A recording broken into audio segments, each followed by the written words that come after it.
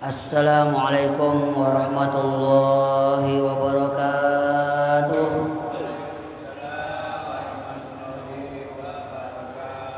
Bismillahirrahmanirrahim.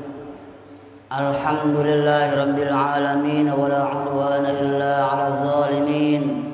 Asyhadu an la ilaha illallah wahdahu la syarika lah wa asyhadu anna sayyidana wa nabiyyana Muhammadan 'abduhu wa rasuluhu mab'uts rahmatal alamin.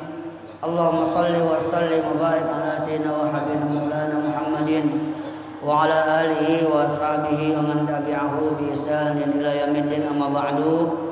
Hadirin para jamaah Masjid Jami Darur Rahmah, kaum muslimin wa muslimat dimanapun berada, hadani Allah wa iyyakum ajma'in. Alhamdulillah wa syukurillah, pada malam hari ini kita kembali dapat melaksanakan ibadah salat maghrib berjamaah, dapat melaksanakan seluruh perintah-perintah Allah dengan sekemampuan kita.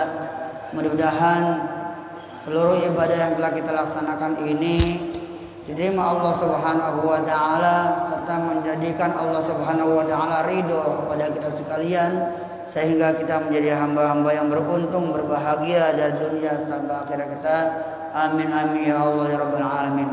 Salawat salam kita sampaikan pada junjungan baginda Rasulullah sallallahu alaihi wasallam, kepada keluarga, sahabat serta para umat pengikutnya, dengan harapan mudah-mudahan kita sekalian diakui oleh beliau sebagai umatnya dan di yaumil qiyamah nanti mendapatkan syafaat dari baginda Rasulullah sallallahu alaihi wasallam. Hadirin jamaah yang dimuliakan Allah Subhanahu wa taala, alhamdulillah pada malam hari ini kita sudah mendekati hatam ya. Kajian kita Bahsiatul Mustafa sudah tinggal satu kali pertemuan lagi kita hatamkan, tanggung ya. Kita tamatkan saja, kita hatamkan saja, karena mengingat sudah mendekati bulan Ramadan. Tinggal sekitar 13 hari lagi kita akan bertemu dengan bulan Ramadan. Dan alhamdulillah kajiannya juga telah selesai di penghujung kitab Bahsiatul Mustafa. Mudah-mudahan kajian demi kajian dari awal hingga akhir ini, banyak ataupun sedikitnya, dapat kita ambil hikmah dan manfaatnya, serta dapat mempertebal iman takwa kita pada Allah Subhanahu wa taala. Amin ya rabbal alamin. Dan untuk membuka kajian kita pada malam hari ini, marilah kita baca surah Al-Fatihah. Mudah-mudahan dengan wasil Al-Fatihah ini kita sekalian mendapatkan keberkahan dari kitab yang kita kaji pada malam hari ini, yaitu kitab Bahsiatul Mustafa, dan juga kita kirimkan pula kepada muallif pengarang kitab Bahsiatul Mustafa, yaitu Syekh Abdul Wahab Asy-Sya'rani, juga pada para guru, para aulia, para syuhada, para orang-orang yang telah mendahului kita sekalian, juga pada para donatur Masjid Jami Darur Rahmah yang pada malam hari ini kita tempati untuk kajian. Mudah-mudahan seluruh donatur dan seluruh kaum muslimin muslimat diberkahi oleh Allah Subhanahu wa taala. Ala hadhihi niyyah wa ala kulli niyyatin salihah wa ila hadratin nabiyil mustafa Rasulullah sallallahu alaihi wasallam wa ala alihi wa sahbihi wa ashabihi wa dzurriyyatihi wa ahli baitil kiram syai'un lillahi lahumul Fatihah. A'udzu billahi minasy syaithanir rajim. Bismillahirrahmanirrahim. Alhamdulillahi rabbil alamin, arrahmanir rahim, maliki yaumiddin. Iyyaka na'budu wa iyyaka nasta'in. Ihdinas siratal mustaqim, siratal ladzina an'amta 'alaihim ghairil maghdubi 'alaihim waladdallin. Amin. Ya Rabbi bil Mustafa balligh maqasidana waghfir lana ma madha ya wasi'al karami. Ya Rabbi Mustafa balligh maqasidana waghfir lana. Maulaya salli wa sallim daiman abada ala habibika khairi khalqi kullihim. Ya Rabb Mustafa balligh maqasidana waghfir lana ma madha Huwal habibul ladzi turja syafa'atuhu likulli haulin minal ahwali muqtahimi. Balligh maqasidana waghfir lana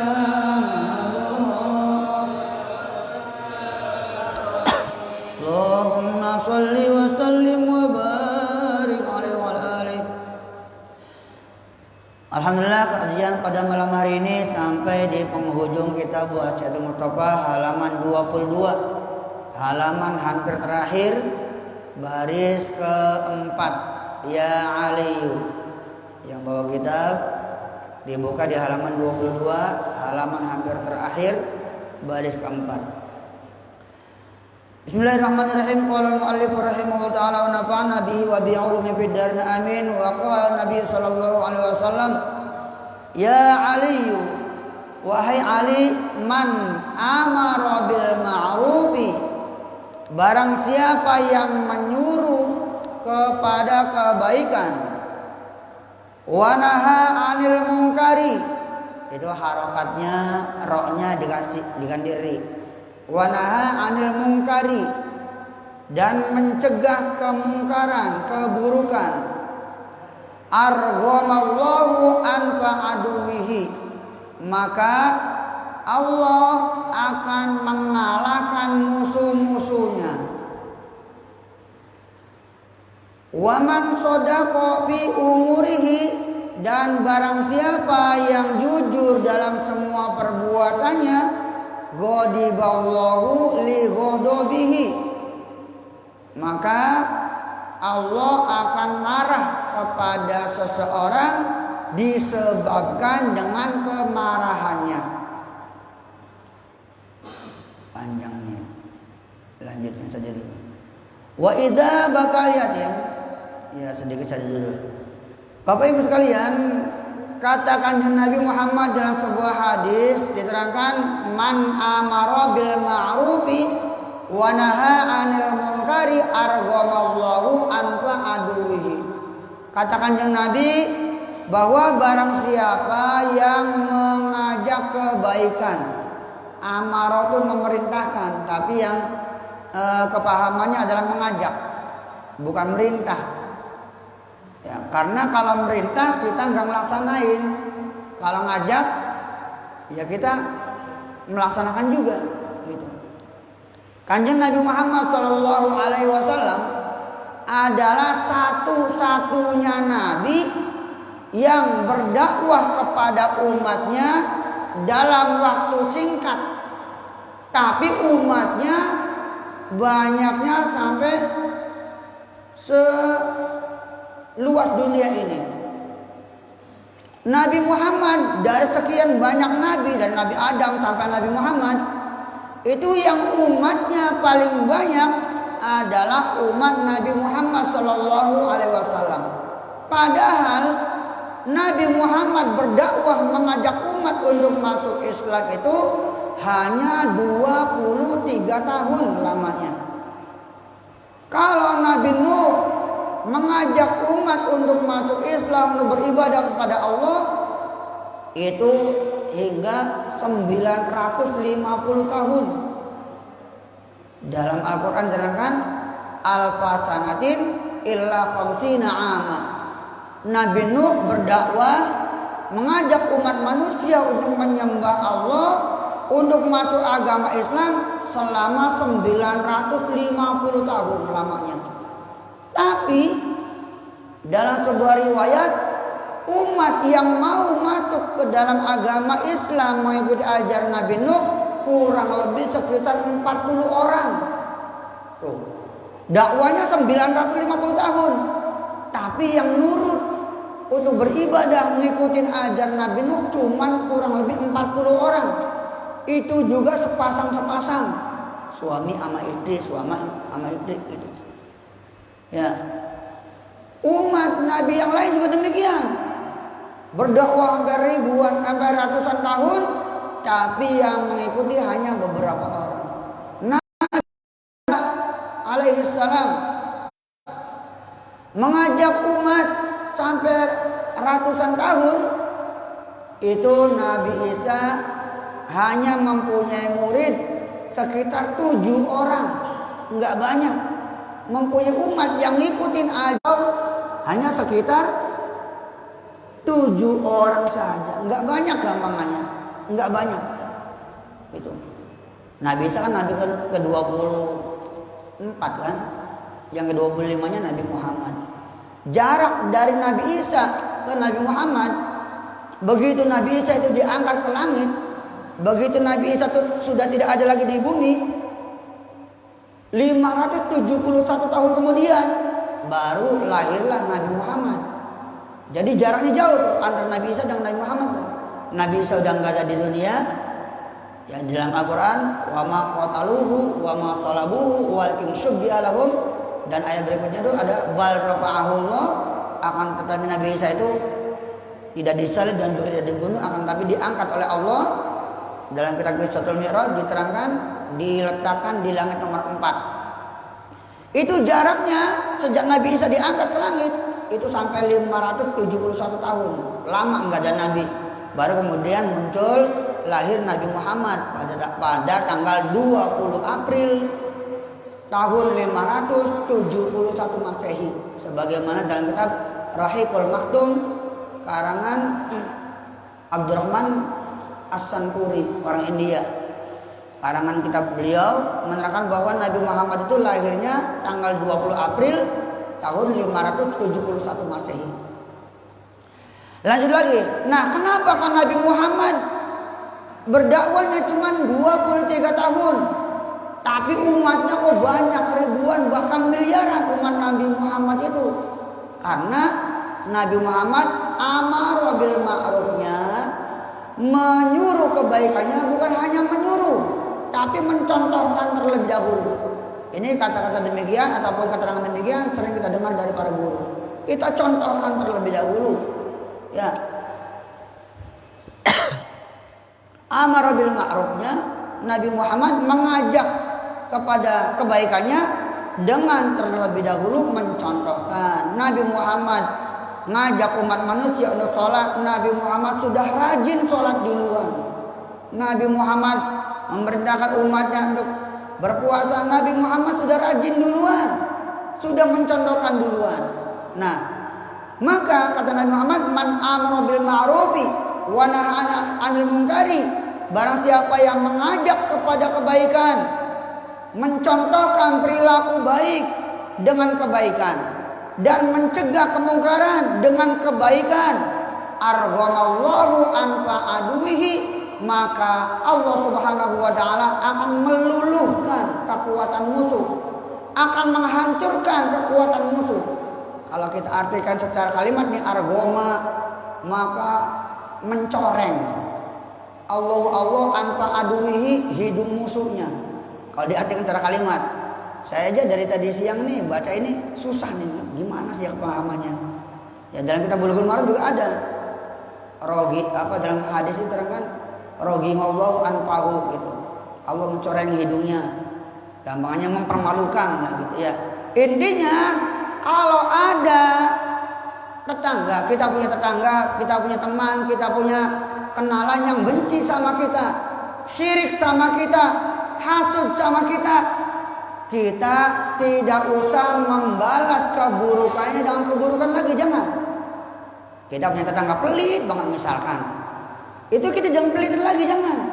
Sebaiknya kita baikin, kita kirim makanan gitu, kita sapa, kita kunjungi, kita apa ya, pokoknya kita baikin.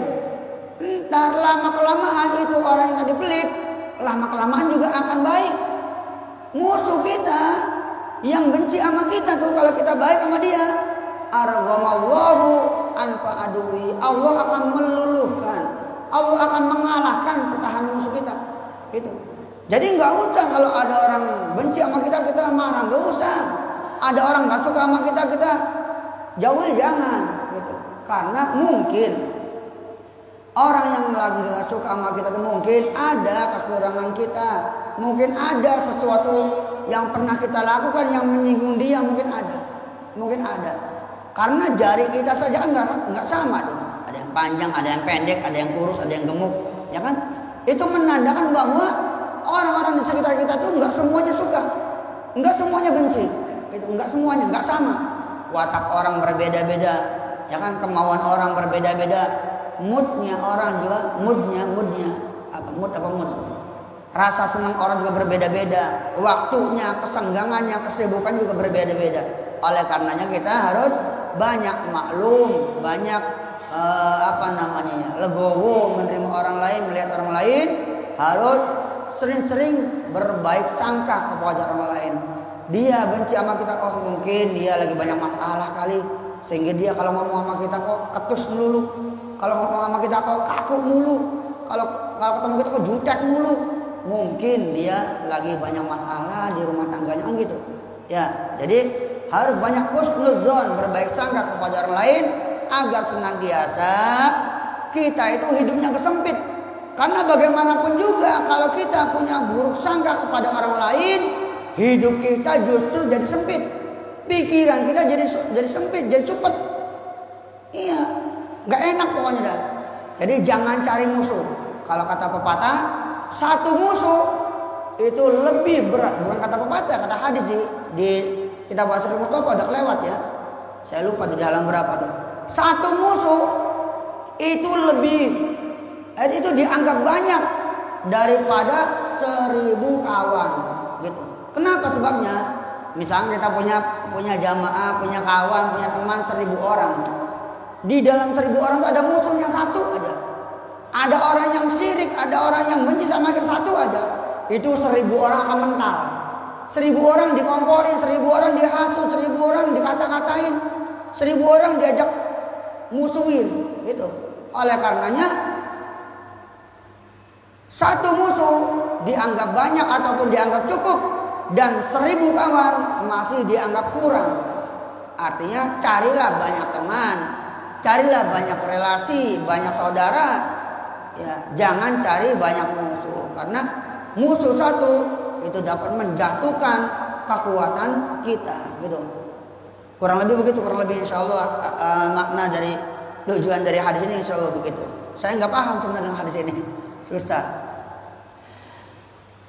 Waman shadaqa bi umurihi, dan barang siapa yang senang berbuat jujur dalam perilaku, dalam ucapan, ghadiballahu li ghadabihi, maka Allah akan membela dia, maka Allah akan membantu dia. Artinya begini, kalau orang lidahnya ini nggak pernah dipakai untuk berbohong, nggak pernah dipakai untuk bermaksiat, maka lidah kita ini disayang Allah, doa kita mustajab, ucapan kita tuh didengar Allah. Kan ada hadisnya di depan, dan kita bahas Mustafa ini kan ada hadis yang udah lewat. Jadi orang yang lidahnya bersih, hatinya bersih, pikirannya bersih, nggak senang maksiat, itu ucapannya mustajab. Maka kita sering disuruh oleh guru-guru kita, dinasihati oleh orang-orang tua kita, sono kamu sowan ke guru, sono kamu datang berkunjung ke rumah kiai, ke rumah ustaz, ke rumah siapa, minta doa. Padahal ibaratnya kalau doa mas saya sendiri juga bisa, kita sendiri juga bisa doa masing-masing. Tapi tujuannya apa? Tujuannya barangkali ya orang soleh tadi, guru tadi, kiai tadi, barangkali doanya lebih mustajab, barangkali hatinya bersih, barangkali istighfarnya lebih banyak daripada dosanya, sehingga membuat doa-doa beliau, ya permintaan beliau gampang dikabul oleh Allah. Jadi Allah membela, Allah mendengar ya ucapan-ucapan doa-doa daripada orang-orang yang suka jujur, baik dalam perilaku ataupun dalam ucapan. Allah akan marah pula kepada atas dasar kemarahan si orang tadi. Banyak kalau diartikan secara kalimat marah susah. Ya, godoballahu, maka Allah marah, li godobihi, karena kemarahan dia. Bagaimana maksudnya tadi itu? Omongannya, lidahnya yang bersih tadi itu didengar oleh Allah Subhanahu wa taala. Makanya hati-hati, ya hati-hati. Pokoknya banyaklah kita berhusnudzon, berbaik sangka kepada siapapun, apapun agamanya, apapun ras sukunya, ya, suku dan bangsanya nggak memandang siapa dia, fisiknya jangan membuat kita menjadi kagum ataupun menjadi membencinya. Saya pernah cerita bahwa dulu waktu saya pesantren di Kaliwungu Semarang, itu di pasar Kaliwungu dulu ada pengemis, bisa baca di internet, namanya Wali, siapa namanya di pasar Kaliwungu dia, yang gembel, apa namanya, pengemis tuh, rambutnya gembel, kotor banget. Suatu ketika orang Kaliwungu itu pesantrennya anaknya di Jawa Timur, di Mbah Hamid. Begitu di sana tanya, kamu siapa? Kamu dari mana? Saya dari Semarang. Kamu ngapain pesantrennya anak kamu ke sini? Itu di sana kan banyak wali. Udah namanya Wali Samud, ya, buka di internet ya kalau misalnya itu. Ya saya mah apa namanya cerita-cerita begini juga dari guru-guru. Tapi waktu saya pesantren dulu itu masih ada orang masih hidup. Akhirnya nanti kalau kamu pulang saya kirim salam ya, titip salam buat Wali Samud. Wali Samud di mana?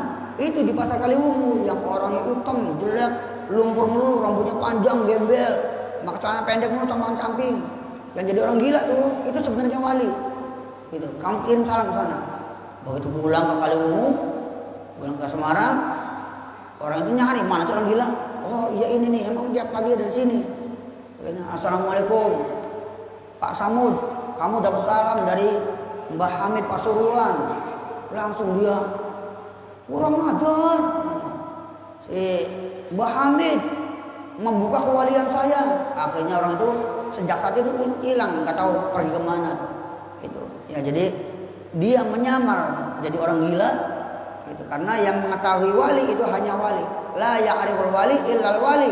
Tidak mengetahui seseorang itu wali apa bukan kecuali wali-wali lagi. Kalau kita orang biasa nggak tahu dia itu wali apa bukan. Dia orang gila kelihatannya aja orang gila atau dan segala macamnya.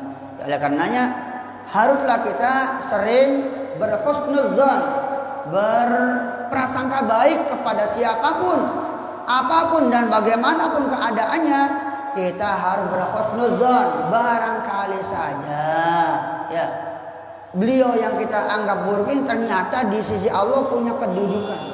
Di sisi Allah ternyata apa namanya amal ibadahnya banyak. Ternyata kelihatan dia sholat tahajudnya belum tentu, misalkan kelihatannya. Puasa sunnah aja kayaknya nggak pernah. Puasa paling yang wajib-wajib saja. Sholat ya paling yang wajib-wajib saja.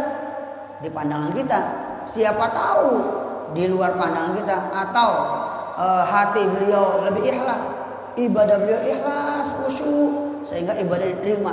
Kita yang kelihatannya rajin ibadah, siapa tahu ibadah kita nggak diterima. Karena seluruh amal ibadah manusia itu di antara diterima ataupun ditolak. Bisa diterima dan bisa ditolak. Illa kecuali sholawat. Kalau sholawat itu pasti diterimanya. Jadi ingat-ingat. Kalau sholawat itu pasti diterimanya. Kita sholawat sambil bercanda tetap diterima. Kita sholawat sambil apa namanya sambil nyanyi diterima. Jadi orang sholawat walaupun apa namanya nggak berwudu atau bajunya kena najis ataupun dalam keadaan apapun lah, orang salawat pasti diterimanya oleh Allah pahalanya. Sementara orang ibadah belum tentu diterima kecuali syarat rukunnya sudah beres, mungkin diterima gitu. Baik lagi Bapak Ibu sekalian. Berikutnya wa idza bakal yatimu ihtazzal arsyu. Dan ketika seseorang membuat anak yatim itu menangis, ihtazzal arsyu, maka ars itu bergoncang, ars itu bergetar dengan tangisan anak yatim. Artinya kita itu dianjurkan untuk menyayang anak yatim, untuk peduli kepada anak yatim. Yang dinamakan anak yatim menurut ilmu fikih ini adalah orang yang ditinggal wafat oleh ibunya ataupun oleh bapaknya atau kedua-duanya.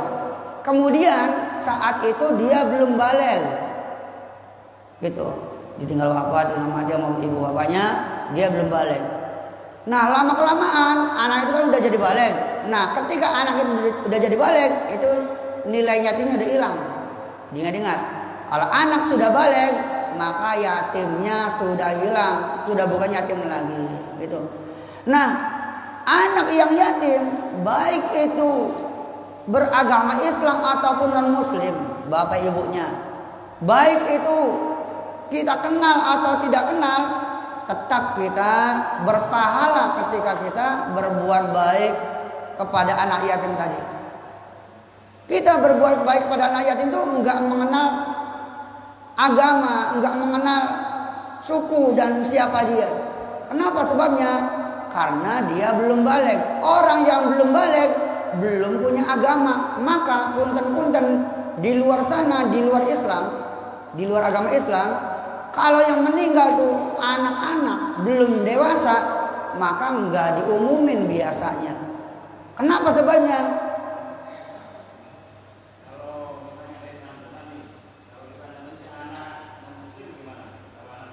Iya, termasuk santunan. Kalau misalkan dia tuh belum balik, masih dianggap yatim, sah, pahalanya nyampe, pahalanya masih dapat, gitu. Karena anak yang belum balik itu belum punya agama, gitu. Iya, anak yang belum balik belum punya agama. Ukurannya balik itu apa? Ukurannya balik itu ya sekitaran umur belasan tahun. Ya paling tua umur 15 tahun itu udah pasti balik. Dia, jadi kalau anak belum balik, belum beragama, dia nggak sholat, nggak dosa sebenarnya. Tapi kenapa anak yang belum balik kok disuruh sholat? Tujuannya adalah litadrib, untuk ngajarin, pembiasaan kepada anak biar dia punya perasaan wajib untuk melaksanakan sholat. Padahal mah aslinya belum wajib untuk puasa. Anak perempuan yang belum haid itu sebenarnya belum wajib puasa. Ini kalau anak saya dengar nih nggak bakal puasa ini. Kalau anak saya dengar nih nggak bakal puasa. Aku nggak puasa lagi ya. Orang kata Abi, aku belum balik boleh nggak puasa. Itu kelakuan anak saya, selalu membalikan omongan saya. Ya jadi apa namanya? Undang Indonesia pun diterangkan bahwa kalau anak itu di bawah umur melakukan pelanggaran, maka dia biasanya nggak dipenjara. Kalaupun dipenjara biasanya dia yang umurnya udah SMP ke atas, biasanya dia penjara anak-anak, gitu. Artinya anak yang belum balik itu tidak terkena hukum, enggak terkena dosa dan segala macamnya, gitu. Disuruh sholat dan ngaji, puasa dan sebagainya, tujuannya adalah untuk ngajarin kepada anak-anak kita pembiasaan diri agar senantiasa anaknya jadi biasa sampai tua, rajin ibadah dan segala macamnya, ya. Jadi anak yatim tidak mesti harus beragama Islam, syukur-syukur beragama Islam, ya. Nah, menyantuni anak yang non Muslim juga itu bisa jadi menjadi wasilah penyebab orang tua yang masih hidupnya, misalkan dia punya ibu, bapaknya meninggal, tinggal punya ibu doang misalkan, kemudian disantunin misalkan, bisa jadi dengan sebab disantuni itu orang tuanya akan luluh, orang tuanya akan merasa, wah saya ini diorangin, wah saya ini diaku sebagai tetangga, sebagai teman, sebagai sebagai masyarakat sini, gitu. Jadi jangan dijauhi, nggak punya salah anak mah, belum punya agama dia, gitu, belum punya agama, ya. Jadi anak yatim tidak mengenal agama dengan syarat dia belum balik. Kalau sudah balik ya baru dia mukallaf disebutnya. Mukallaf itu orang yang punya kewajiban, gitu. Kalau dia mau pindah ke kita ya harus syahadat dulu, gitu ya, harus syahadat dulu, baca syahadat. Lanjut lagi. Idza bakal yatimu ihtazal arsyu fa yuqalu ya Jibril. Maka dikatakan, Allah berkata pada malaikat Jibril, wahai Jibril, wasi'in naro. Ada tajwidnya, sinnya ya.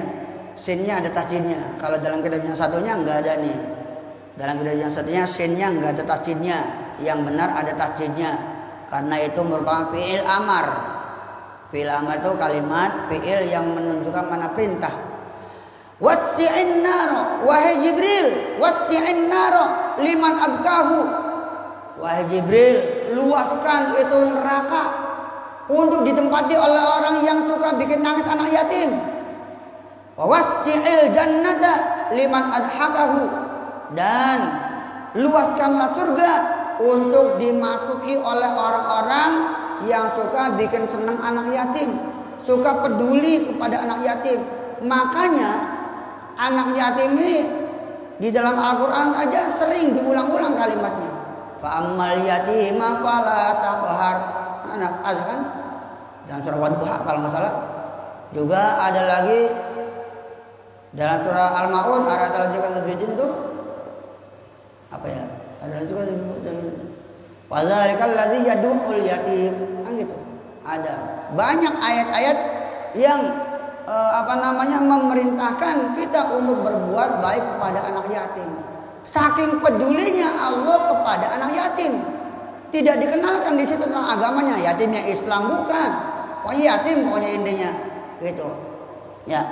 Satu begitu. Nomor dua, Nabi Muhammad sendiri juga lahir dalam keadaan yatim, nggak punya bapak. Kemudian ketika Nabi Muhammad umur 2 tahun atau umur berapa tahun tuh ya saya lupa, umur 2 tahun kalau nggak salah, ibunya meninggal.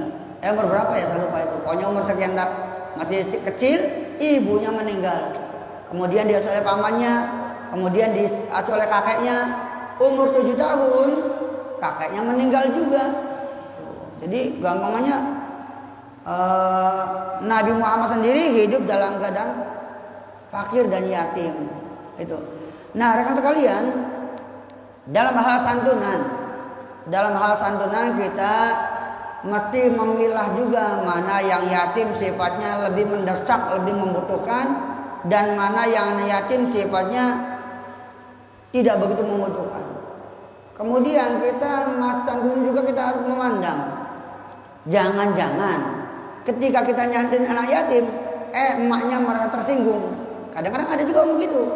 Misalkan ada anak yatim, ibunya orang kaya, misalkan suami atau bapaknya meninggal, disantunin, nyantuin cuma 50.000, 10.000, 100.000 misalkan. Sementara emaknya, gampangnya uangnya banyak, kan kadang-kadang nggak seneng disantunin, kadang-kadang begitu. Artinya ya kita mempertimbangkan, melihat-lihat, jangan sampai dengan sebab kita nyantunin anak yatim tujuannya mah baik, tapi menyinggung keluarga besarnya, kadang-kadang begitu. Dan dalam bab zakat, anak yatim itu bukan mustahik zakat. Diingat-ingat, dalam bab zakat anak yatim bukan menerima zakat. Kalaupun anak yatim menerima zakat, itu menerimanya atas nama fakir miskin. Misalkan anak yatimnya orang nggak mampu gitu, orang miskin atau orang fakir, itu dia menerima zakatnya atas nama fakirnya, bukan atas nama yatimnya. Oh, dia mah yatim, dapat 2, enggak begitu.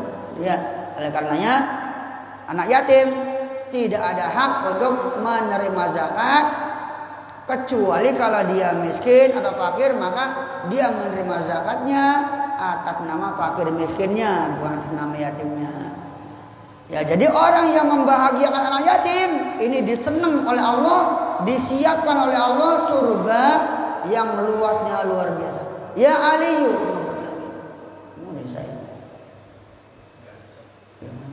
ngebut. Ya Aliyu sab'atun min Ya Aliyu ad-dinu nasihatun lillahi wa li rasuli wal mu'minin. Wahai Ali, ad-dinu agama. Ingat-ingat, ad-dinu yang dalnya kasroh itu artinya agama. Kalau ad-dainu dalnya fathah itu artinya hutang. Kalau kita kuning kan nggak ada harokatnya. Kalau kita baca kitab kuning, bacanya asal-asalan ad-dainu nasihatun. Hutang adalah nasihat. Jadi bahasa Arab itu beda harokat itu dapat merubah makna, apalagi beda hurufnya, apalagi susunannya gitu. Jadi syaikhul kalamnya, susunan katanya juga harus diperhatikan, harokatnya juga harus diperhatikan. Itu nggak boleh asal baca tulisan Arab itu yang nggak ada harokatnya. Begitu juga dengan yang ada harokatnya, kita juga harus mengetahui itu kalimat itu tujuannya apa, susunan kedepannya apa gitu ya. Jadi ad-dinu ya, bukan ad-dainu. Al-dainu utang, al-dinu artinya agama. Ad-dinu nasihatun. Agama itu adalah mengajak kebaikan. Nasihat-nasihat itu artinya mengajak kebaikan. Lillahi, kepada Allah, maksudnya ngajak kebaikan kita untuk berbuat baik kepada Allah. Wali rasulihi, juga mengajak kebaikan, yaitu dengan mengimani, mengikuti, mencontoh, mentauladani Rasulullah. Walil mu'minina, juga menjadi nasihat kita untuk berbuat baik kepada sesama muslim, sesama manusia, sesama makhluk Allah gitu. Artinya tujuan diturunkannya sebuah ajaran, disyariatkannya sebuah agama, tiada lain adalah mengajak manusia-manusia untuk berbuat baik. Maka jangan heran kalau agama di luar Islam juga mengajak kebaikan. Di luar Islam juga mengajak ramah tamah, sopan santun dalam bertutur kata, ya, memberikan santunan, memberikan sumbangan, memberikan sedekah. Masih kita dulu pernah juga tuh dapat sumbangan dari toko bangunan depan yang orang Kristen Cina tuh. Boleh. Nah, bagaimana sedekahnya mereka yang orang non muslim sedekah ke masjid? Sah apa enggak? Ya sah-sah saja, terima-terima saja. Pahalanya bagaimana? Urusan pahala, urusan Allah. Tapi secara ilmu fikih ini, secara ilmu fikih, sedekah dan ibadah yang lainnya bisa dianggap sah dengan salah satu syaratnya adalah beragama Islam. Kalau di luar Islam, ya tidak sah secara ilmu fikih, pahalanya nggak sah secara ilmu fikih, ya. Begitu juga sedekah 5 miliar dari siapa? Dari siapa tuh yang habis korupsi yang sekarang lagi diusut sama KPK tuh. Yang uangnya 535 miliar apa ya? Di TV anak muda tuh. Sedekah ke masjid 5 miliar. Wah, langsung keren Masjid Darul Rahman. Ya. Nanya si Sule kan, diusut sama KPK, kamu menerima uang dari si Anu, ya kan? Sama siapa lagi tuh yang lagi diusut lagi tuh? Si Bilar lagi tuh, diusut lagi. Suka dengerin gosip di TV, tahu ceritanya. Ya. Jadi orang sedekah ke masjid hasil dari mencuri, yang nggak masalah. Dia ada pahala nggak? Urusan pahala urusan Allah. Tapi kalau kita tahu dia harus mencuri, jangan diterima dah. Kalau kita nerima, kita tahu dia hasil mencuri, hasil korupsi, hasil menipu, kita nerima, nanti diusut sama KPK tuh. Kayak nanya Sule tadi itu, dapat apa namanya? Pemberian, ya diusut oleh KPK, ya. Jadi apa namanya, balik lagi, agama adalah tujuan diturunkannya agama adalah untuk memberikan, mengajak kebaikan kepada setiap umat manusia, apapun ajaran keburukan, kecuali hanya oknumnya saja. Itu kan teroris Islam, teroris misalkan, yaitu oknumnya. Tidak ada dalam ajaran Islam untuk memerangi manusia, untuk membunuh manusia. Apalagi sama Islam, yang dibunuh orang Islam, yang jadi teroris orang Islam, itu jelas tidak dibenarkan. Oh, tapi kan di dalam Al-Quran diterangkan, waqtul musyrikin amma, ataupun ada beberapa ayat yang menerangkan bunuhlah orang-orang kafir dimanapun kamu bertemu. Itu ayat tersebut merupakan ayat yang mansukh fil hukmi, yang dihapus secara hukumnya. Artinya hukumnya itu sudah tidak berlaku. Di dalam kitab Mustalah Hadis itu diterangkan, dalam kitab lah, kitab ini diterangkan bahwa hadis ataupun Al-Quran itu ada istilah nasikh wal mansukh. Ada ayatnya masih tertulis di Al-Quran, tapi hukumnya sudah nggak berlaku. Ada juga hukumnya masih berlaku, tapi ayatnya di Al-Quran udah nggak ada. Ya, jadi kita tidak boleh memahami Al-Quran ataupun hadis secara letterlock saja, secara tulisan saja, itu nggak boleh. Harus digurukan, harus dicari penyebabnya. Kalau Al-Qurannya dicari asbabun nuzulnya, apa sebabnya ini ayat turun, waktu itu sedang apa, keadaannya bagaimana, sama enggak dengan keadaan sekarang, kan gitu. Ya, kondisinya sama enggak, gitu. Kalau hadis ya harus ngerti asbabul wurudnya, penyebab itu hadis keluar apa sebabnya, gitu. Kalau kita termasuk saya yang mungkin nggak mampu. Kalau kita termasuk saya dan termasuk kelasnya ya ustaz kita nggak mampu sebenarnya untuk mengupas hadis ataupun Quran. Kalaupun menerangkan sebatas hanya apa ya, sekilas tentang ayatnya, tentang kalimatnya gitu. Gampangannya paling banter-banternya paling buka di kitab tafsir, di kitab-kitab hadis gitu. Sementara untuk menggalinya ini hadisnya sahih apa enggak, dhaif apa maudu, apa mu'dol, apa hadis mursal, hadis muttafaq alaih, hadis mutasil, hadis marfu, hadis segala macam. Lah, kejauhan belajar sama situ-situ kejauhan. Ya, jadi untuk kelasnya kita ya yang gampang-gampang, yang enteng-enteng, yang kira-kira bisa kita amalkan dalam kehidupan kita sehari-hari, yaitu gitu kita amalkan, kita pelajari. Gitu. Yang susah-susah ya kalau kita punya waktu memang kita diwajibkan. Artinya kewajiban kita orang umum nih, umat Islam yang umum seperti kita orang awam, kewajibannya yang cukup tentang ibadah sehari-hari itu. Adapun mempelajari tentang ilmu ma'ani, ilmu badi', ilmu mantik, ilmu bayan, ilmu balaghah segala macam, itu fardu kifayah. Tidak semua umat Islam wajib belajar itu, enggak semua, hanya orang-orang tertentu. Itu artinya kita janganlah sering mengatakan itu hadis dhaif, itu hadisnya sahih, enggak usah. Gitu. Bukan kelasnya kita. Sebenarnya hadis dhaif juga, dhaifnya secara apa? Dhaifnya secara rawi periwayatnya, apa dhaifnya secara redaksinya, apa dhaif secara apanya kan gitu. Kita perlu mengkaji juga, gitu ya. Pokoknya apapun ibadah yang kita kerjakan mesti ada gurunya, mesti ada. Jangan sekedar baca, apalagi dari internet itu enggak terjamin, tidak terjamin. Dari guru langsung aja belum tentu terjamin 100%, tapi seenggak-enggaknya ada yang bertanggung jawab. Kalau dari guru ada yang bertanggung jawab, kalau saya dari guru itu salah benernya ya dia nanggung, yang ngajar. Maka orang ngajar sembarangan tanpa ada sumber yang jelas, maka disiapkan kursi dari api neraka oleh Allah Subhanahu wa taala. Dan juga banyak ayat Al-Qur'an menerangkan, "Amal lam yahkum bima anzalallah fa ulaika humul kafirun." Barang siapa yang tidak berhukum dengan hukumnya Allah, maka dia bisa menjadi kafir, menjadi fasik dan segala macamnya. Namun kita tidak mampu menggali Al-Qur'an secara baca terjemah, itu nggak bakal mampu. Bukan kelas kita mengeluarkan fatwa, mengeluarkan hukum. Hanya belajar sendiri itu kita belum mampu. Ya bukan kelasnya.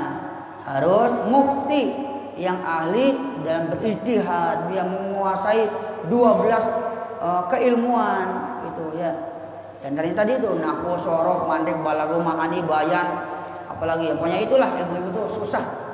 Mustalah hadis, pokoknya ilmu begitulah. Ya susah ilmunya. Lanjut lagi. Guru Isa. Ya Aliyu sab'atun min ummati fil jannah. Wahai sahabat Ali, ketahuilah olehmu, sab'atun min ummati fil jannah, ada 7 kelompok umat saya yang berhak untuk masuk surga, kata Nabi itu. Nih kalau bapak-bapak pengen masuk surga, kata Nabi, masuklah dalam salah satu kelompok 7 orang ini. Siapa saja 7 kelompok tadi? Syabun taibun, anak muda yang bertaubat, anak muda yang hijrah dari keburukan pada kebaikan, anak muda yang selalu menggali ilmu-ilmu Allah, tidak bosan-bosan belajar, anak muda yang rajin getol beribadah, meninggalkan kemaksiatannya. Apakah orang tua enggak boleh taubat? Apakah orang tua tidak masuk surga? Bukan begitu maksudnya. Orang muda kan jarang yang orang muda rajin ibadah. Orang muda yang gampangnya pandai mengendalikan hawa nafsu kan jarang. Kalau orang tua bertobat itu mah sudah sewajarnya. Udah dekat tanah ibaratnya. Ya, udah umur, udah uzur. Bahkan kalau kita ada aki-aki umur 50 tahun, 60 tahun masih ganjen, ada cewek cakep, ya itu mah perlu trepel itu. Iya, udah tua ki, ya kan? Udah tua, udah ompong, masih ganjen. Dandan sampai mentereng perlente. Ada cewek lewat siul. Wah, itu mah aki-aki ganjen kayak gitu. Ya enggak apa namanya? Enggak pantas lah gitu. Ya, makanya yang disebut oleh Nabi adalah syabun ta'imun, anak muda yang pandai mengendalikan hawa nafsunya, anak muda yang getol belajar, getol beribadah, mendekatkan diri kepada Allah Subhanahu wa taala. Gitu. Kalau orang tua ya, orang tua juga wajib untuk taubat, wajib untuk berbuat baik, beribadah. Namun lebih baik lagi kalau dari muda gitu loh. Jangan masih muda saya masih puas-puasnya. Ya, muda puas-puasnya apa namanya tua bahagia mati masuk surga, enak amat ya. Wa man tasaddaqa sirran. Yang kedua, orang yang dijanjikan oleh Nabi Muhammad untuk masuk surga adalah man, seseorang tasaddaqa yang bersedekah sirron dalam sembunyi-sembunyi. Aturannya orang bersedekah itu ngumpet-ngumpet. Tidak usah diumumin, gak usah disebut-sebut, apalagi ditulis namanya, apalagi udah jatah. Kan saya akan sering sedekah ke masjid, masa saya nggak jadi pengurus misalkan. Kan saya akan sering sedekah ke masjid, masa giliran kurban kok saya nggak dapat daging misalkan. Kan saya akan sering ini itu, masa saya nggak pernah. Nah, sedekah. Padahal sedekah yang kita keluarkan itu belum tentu diterimanya, belum tentu berpahalanya, belum tentu. Gitu. Tadi itu semua ibadah yang kita kerjakan belum tentu diterimanya, bisa diterima ataupun ditolak oleh Allah. Tapi kalau sholawat pasti diterimanya. Kenapa sebabnya? Karena sholawat pasti diterima itu dalam rangka menghormati, memuliakan Nabi. Ya, Allah memberikan sifat keistimewaan untuk Nabi, diantaranya adalah semua orang yang bersolawat untuk Nabi, sholawatnya pasti diterima oleh Allah. Dalam rangka Allah menghormati Nabi, memuliakan Nabi, dalam rangka begitu. Jadi sholawat. Ya tanya-tanya dah guru-guru yang lain. Nah, bolehkah kalau kita bersedekah terang-terangan?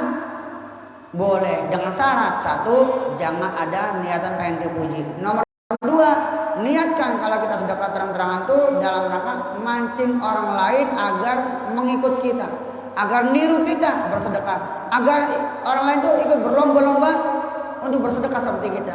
Tapi ya itu tadi, namanya setan tuh pandai sekali menggoda. Tiga, yang pertama sholat sunnah yang paling tinggi derajatnya kalau nggak salah itu sholat witir.